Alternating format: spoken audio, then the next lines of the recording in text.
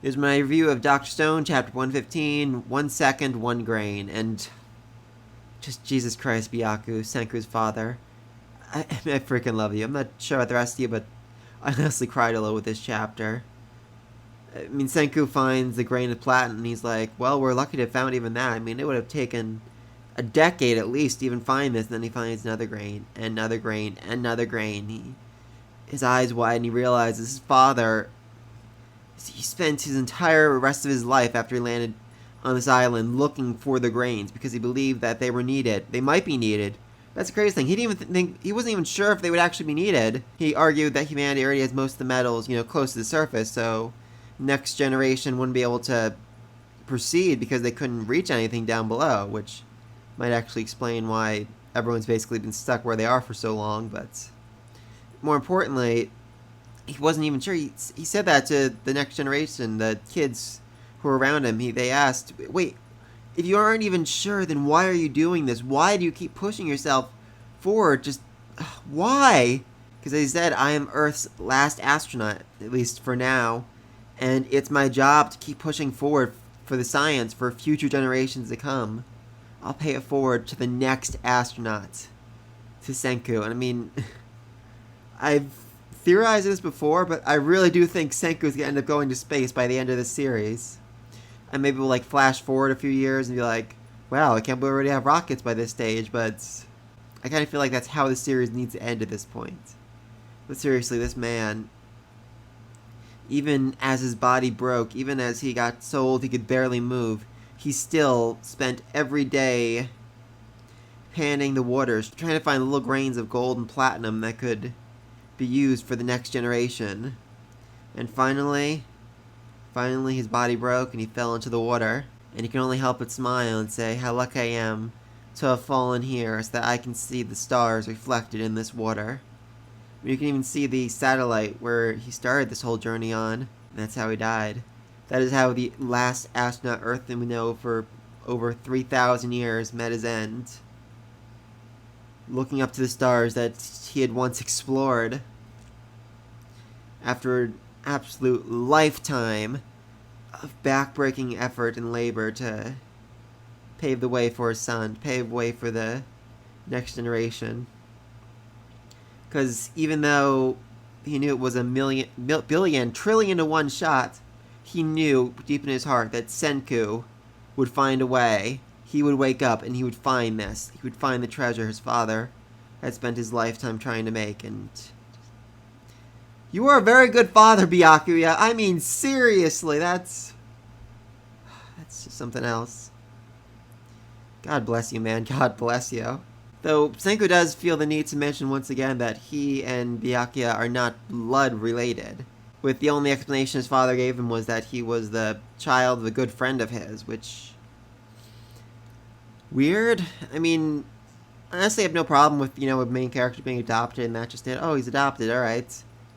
I mean, they could just argue that's why it wouldn't be weird if he ends up marrying one of the villagers, because he wasn't technically related to their founder, but again, that's 1,000 years, nobody really cares. And again, every bone in my body says, oh, if an anime character's father is a mystery, and therefore their father must be some part of some secret bloodline that goes back to the time of King Arthur and means he has ancient magical healing powers, or some other crazy ass shit. I mean, I could see, realistically, given Senku's just ridiculous intelligence and the fact his father works at a university, that Senku's real parents are actually still alive. They were the ones responsible for the petrification. This is all their plot, everything they had planned from the beginning. I mean, that would make a certain amount of sense, but I don't think it would really bother Senku all that much. She'd probably just laugh it off and say, he already said that those kinds of things don't matter. He is Byakuya's son. As Jen said, they have that same fighting spirit, the desire to never give up and keep pushing forward. That's what truly connects them. That's what truly makes them father and son. And now he's got the platinum, which apparently means he can wake up everybody at this point. I'm actually really excited to see that. Oh my god, just imagine those guards watching people get petrified and then just Senku pours a little water on them and all of a sudden they put back to life. I think at that point you kind of have to question your loyalties, like, Okay, I continue following the master who could petrify me at any point, or I could continue following this sorcerer who's apparently way more powerful. Yeah, I might need to switch sides here. Still, honestly, have no freaking clue how platinum is going to be used to make unlimited revival fluid. That's something in... That's a certain element of chemistry, I suppose, that just completely goes over my head. I was honestly never good at chemistry. I will say, though, the start of this chapter was really funny. I mean, she sees the broken bottle and she says, "Oh my god, there's nothing in here but sand!" And, I mean, that was particularly funny because of how I read Shonen Jump. I don't read it like most people. I don't, like, sit down and read the whole thing. I have a specific time where I can read it. That's my free time, more or less. But as soon as it pops up, as soon as it becomes available, I read the first 2 pages of every one and say, "Oh, what's this chapter going to be about?" And I read them like, "Oh, that sounds interesting." And then a couple hours later, I finally get a chance to sit down and read the full thing. So for a few hours, I was thinking to myself, okay, now what the frick exactly happened here? I mean, the broken glass bottle, did they already get everything else out somehow? I mean, no, that wouldn't make sense, because then why was it covered in concrete? I was trying to figure out, like, maybe the rare stuff is mixed inside that sand? I mean, I'm pretty sure at one point the one former astronaut said she was putting in her wedding ring, which had a diamond on it. Didn't see that in there, but maybe it's another layer deep or something. Actually, it would make sense. Okay, now it suddenly makes sense to me. They put this in 2 layers at a time. The first layer was all of their stuff, the diamond ring, and whatever else they had on them at the time. So they poured that in concrete, and then after that they put in the bottle and poured another layer of concrete over it. So there's more stuff that just under that layer. Okay, that makes sense to me now. Really proud of Kohaku for realizing that the sand actually had value. I mean, I think in the past she would have just left it behind and said there was nothing in there. Really screwing them over, but she learned from Senku and she was able to more or less get all of it out of there on her dress and escape on one leg before the guards showed up, which, yeah, that's pretty freaking impressive, I gotta say. Of course, the Grand Advisor's looking at the shower glass like, there's something going on here.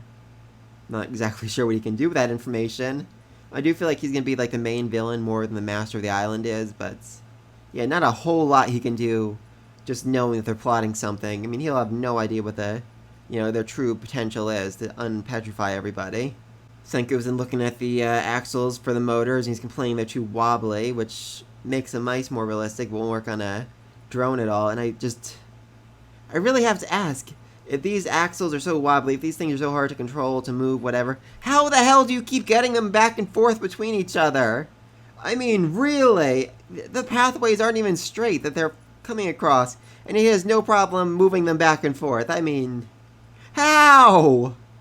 That's just a little annoying to me, honestly. I feel like they're taking a step a little bit too far into the fantastical just to keep moving the plot forward when they could have done something else that would have been somewhat more realistic. I mean, the whole point of the series is science, and I mean, there's a science behind making things follow a path, or, whatever. I've complained about stuff in the past. I think that's just about it. Though, before I sign off, there is one thing I'd like to mention. Not at all related to this chapter, just something that was weird to me. So, if you're watching this video, I'm going to assume you're one of very few people watching it. You can probably tell from the view counter, these videos aren't popular. 10, maybe 15 views, if I'm lucky 20. But I still enjoy doing them, and I keep doing them for the foreseeable future. And yet, when I went through my old videos checking on something, I found that my review of chapter 107 was currently sitting at 500 views. And I'm very confused by that.